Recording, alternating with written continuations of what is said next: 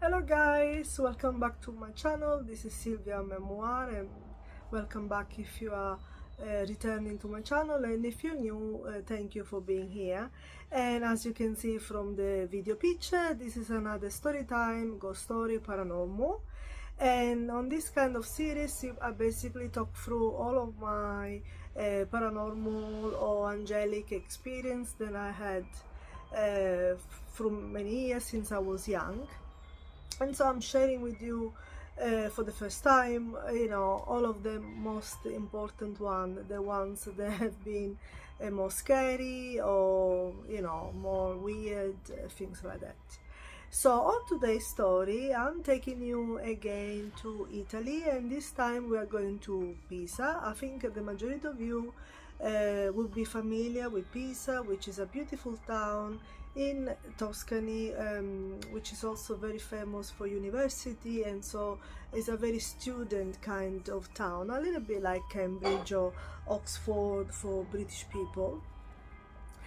And we are in 2000, so I'm gonna start with the story straight to the point.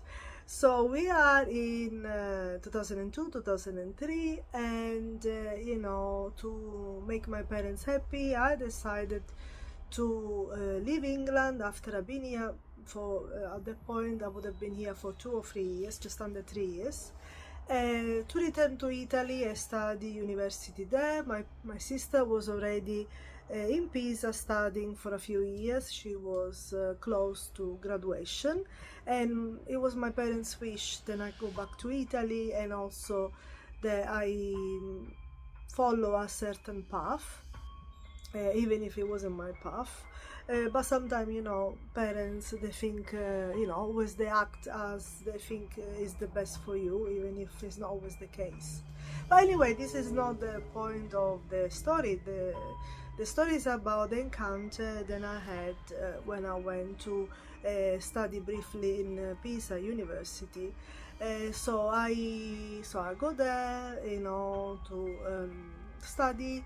My sister was already there. My best friend from high school growing up in middle school was actually also there to study, and there was another few people that will study there. So as I said, in Italy is a very popular town to actually for students to go and study at university. So I arrived there, and obviously they helped me to find an accommodation, and with some other girls. And so they found me this accommodation, which was beautiful. It was actually, everybody was like, oh my god, you're so lucky. This accommodation was like a renovated flat on the ground floor, and it was right in the heart of the town. And you could also, on the way home, on the way to where I was living, you could also see the Leaning Tower through the buildings, so it was quite close to the Leaning Tower. So it was a beautiful apartment. There were 4 rooms, 4 bedrooms, and then there was a shared big kitchen, living area, and a bathroom. And yes, I was sharing. There was 3 more girls living already in this house, and I was a little bit sad when I left England. If I have to be honest, I didn't really want to be there, but I decided to give it a shot to make my parents happy. And so, I went to the house, I met the girls, and my room was the first room next to the kitchen. And basically, I made an agreement with them that I took the room, and so I relocated in this beautiful flat. So I remember the day. Then I went with my sister with my things. We went to buy some stuff that I could need for the room, and I remember I was in my room.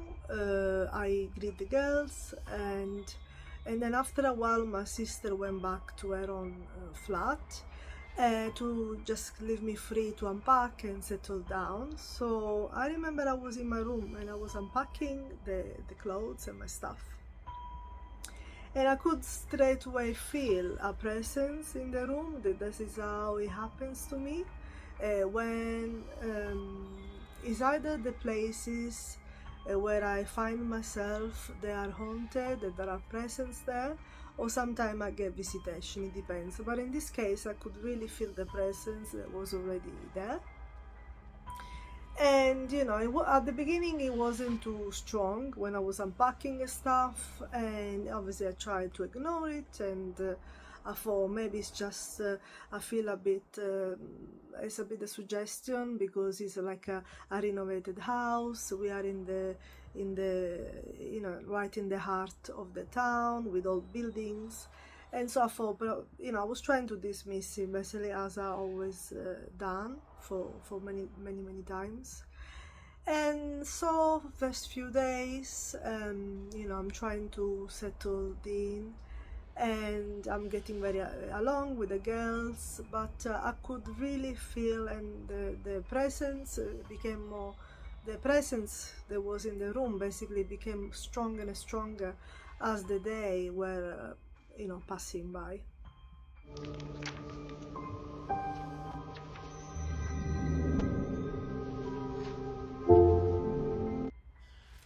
And so a week passed, 2 weeks passed, 3 weeks passed, and things start getting worse and worse. And these girls, all of the three girls, used to live, you know, close by, in a different town outside of Pisa. And so they used to go back to their families the weekend. They just stay basically in Pisa in the flat Monday to Friday. So basically, mostly I was basically being by myself in the flat throughout the weekend. And this is how slowly things start getting worse. At the beginning, it was just feeling the presence, and then it became like I was feeling like somebody was following me, or maybe brushing me when I was walking around. And you know, I would maybe be in bed reading books and or studying, and I could really feel like someone watching me non-stop. So 2 weeks pass, 3 weeks pass, and I start feeling really unsettled. I start to lose sleep, and I start to feel like I can't be there. But at the same time, I wasn't feeling comfortable to express what was going on, or to tell other people what was going on. So a month pass, and then we are on month two, and we get to the point where I can't sleep anymore at night. And you know, the presence is constantly with me non-stop, especially when I'm in my room. And sometimes she would follow me around the house when the girls were not there. And I remember one of the girls had a television in a room, and she told me, you know, Sylvia, please help yourself. If when I'm not here, if you feel like watching some telly, by all means, you know, help yourself and come to my room to watch telly. And I just want to stress that I wasn't afraid to be alone in the house. You know, I wasn't scared of the dark or anything like that, because I want people to understand that it wasn't just a suggestion. And you know, when I was in London before I moved to this piece, I was already here about 2.5 years. And you know, and I wasn't scared at all. I used to come back home sometime in the dark, you know, and I was by myself sometime in the house because maybe other flatmates were not around, and you know, I was perfectly fine. So I remember one particular evening also, you know, so as she asked me, you know, if you want, you can watch television in my room. I've decided to take up on the offer because I didn't have one, and mostly I was spending my time reading books. And of course, remember, occasionally I went out, maybe 2 or 3 times, but occasionally remember that there was no social media or smartphone at the time, so it's not something that you could do. So you would be spending time either with people or reading a book or watch TV or something like that. Anyway, one evening I decided to take up her offer, and I went to the room. I set the chair in front of the television in a room, and I start watching, I wanted to watch the TV, and almost immediately the television went like disturbed, when you have gray and it's all going like that. Sorry, I don't know exactly which word to use in English, apology, but basically it was all gray and disturbed. You couldn't really see the television, and I remember feeling someone passing behind me, and I turned because I knew this entity was, following me around anyway, and I kind of accepted it, and I was trying to, get on with it, and I couldn't see any television, and I think I waited for about 5 or 10 minutes, thinking like, why is it not working, And so I decided to go back to my room and read something.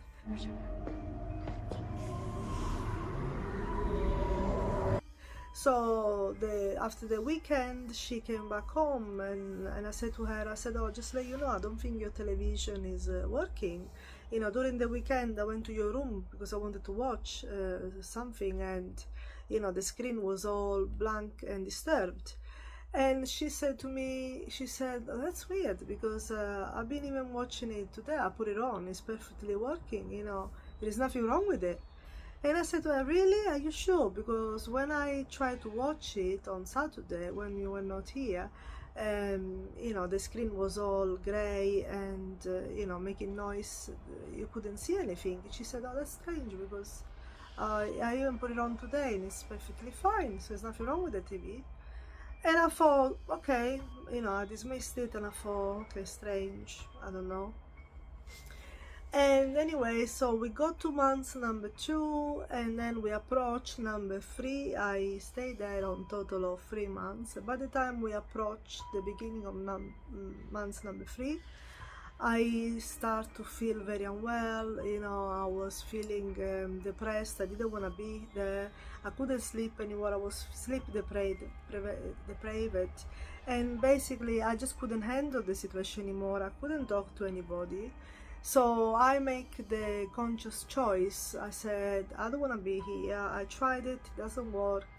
There is no reason why I cannot study in the UK and go back to a place where I was happy.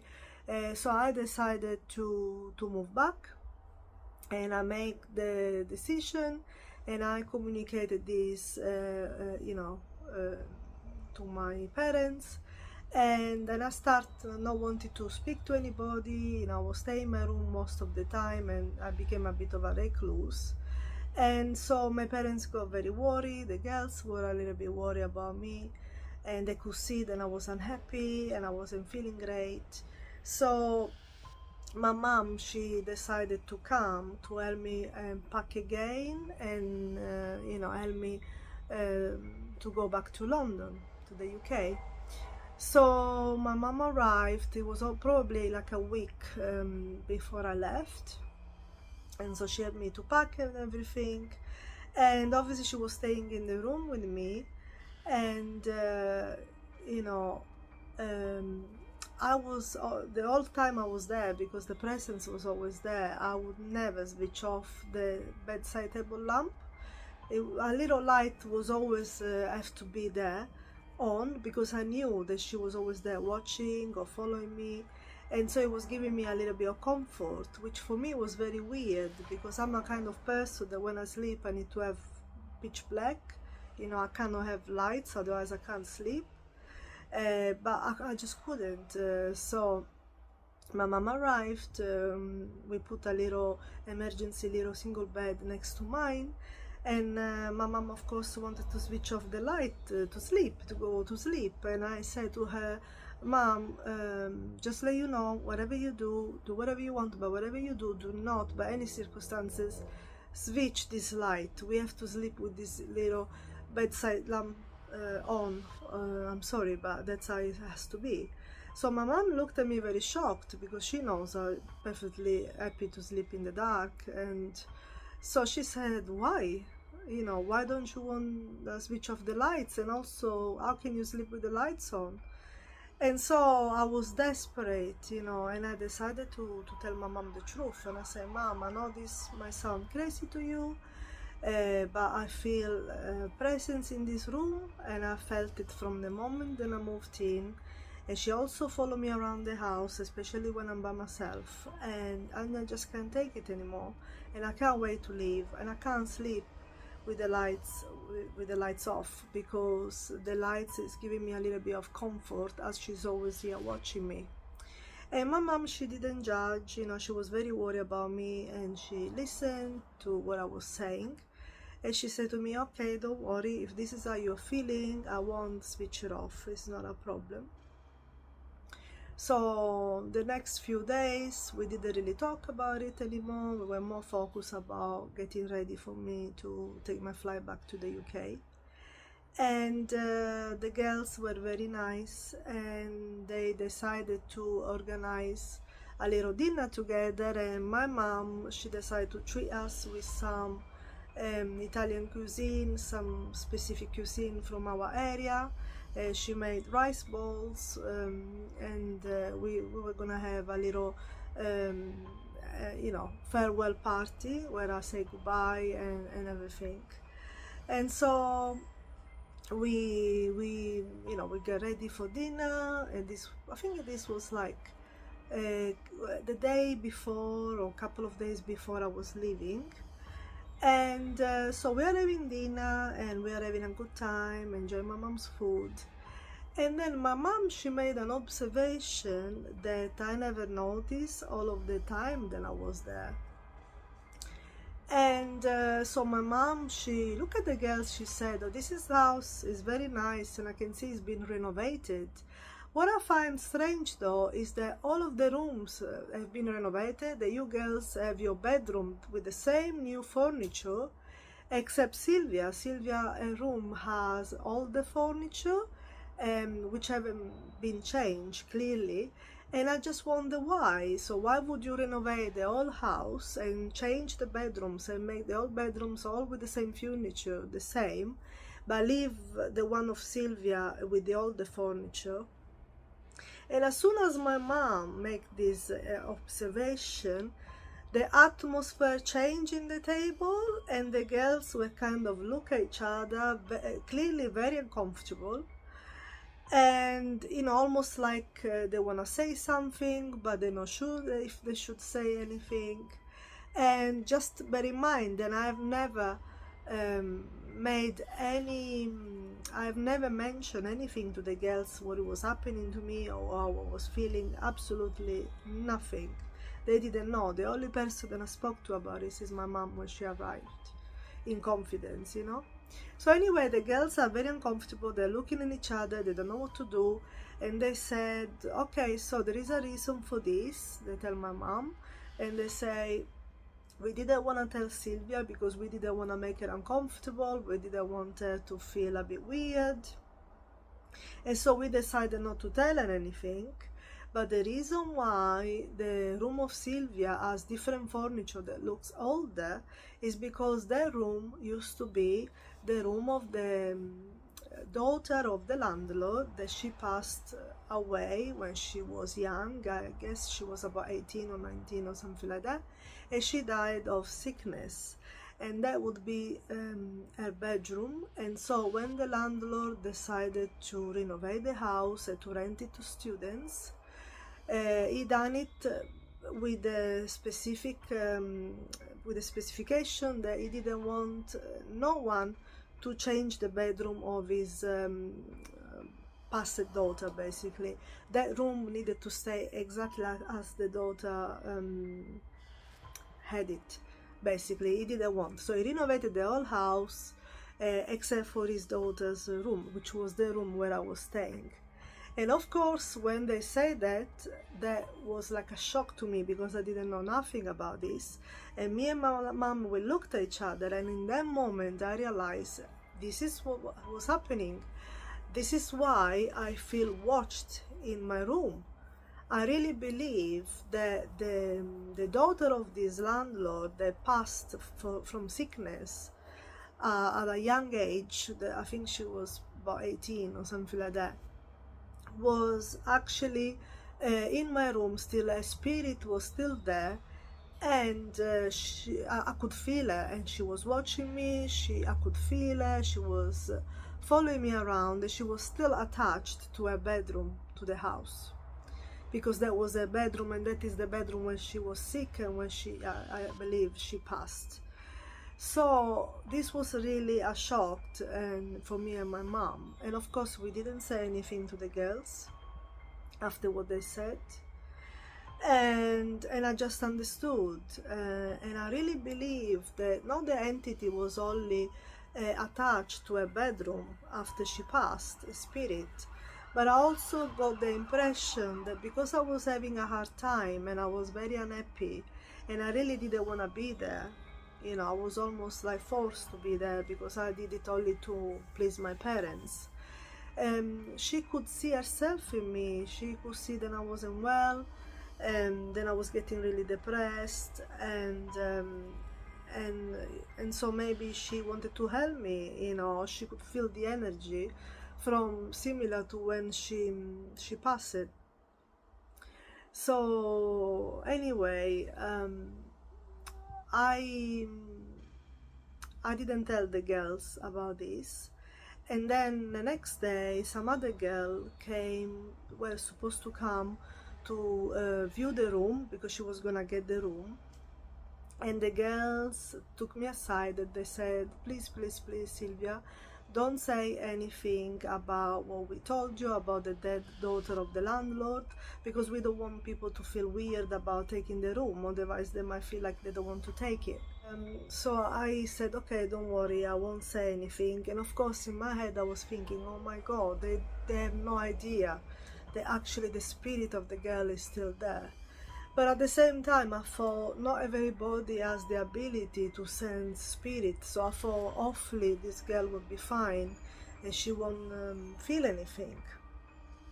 So the next day, the girl came to view the room. So she decided she wanted to take the room. I was ready the next day to leave, and then the landlord came as well to talk to me, to do the swap. And all of the time that he was there and I was looking at him, inside of me I really wanted to tell him, I don't want to upset you, but you should know the spirit of your daughter still in that room, pretty much, and she was haunting me and she was there with me all these 3 months that I've been here. But I thought this might upset him. He might think that I am cruel or being unkind or insensitive. So I decided in the end not to tell him. I don't know if I made the right choice not to tell him, but I was just worried what would it be his reaction. So I left and I went back to England, and I did come back to Pisa about a year later because my sister was graduating. So I went for my sister graduation, and I did pass from the house to visit the girl and to talk to them. And you know, we were talking about lots of things, about how I managed to, you know, how was my life in the UK, how I settled in again, but I didn't have the courage to ask them about if the girl that took the room was still there. I just didn't have the courage to ask them, because back in the day I didn't really want to talk about my spiritual or paranormal experiences, so I don't know what happened after that. But I don't think I don't think anything different has happened. I really believe that a spirit was stuck there, especially because the room was still with their old furniture. That's why I believe that probably having new furniture and you know, is one of the things that can be done to avoid spirit stay in a place. That's my opinion anyway. I don't know if it's correct, but that's what I think. And so this is all for this paranormal story, and I hope you enjoyed the little conversation with me, the little story. And of course, have you had an experience like this? Have you ever sensed a spirit in a place, in a room that belonged to someone that passed away? If so, don't be shy, share it in the comment, because for me it would be very interesting to see and have a look at other people that have similar experiences than me, that can be also helpful for me to understand who else is experiencing the same. So thank you so much for watching the video, and I will see you soon on my channel. Bye bye.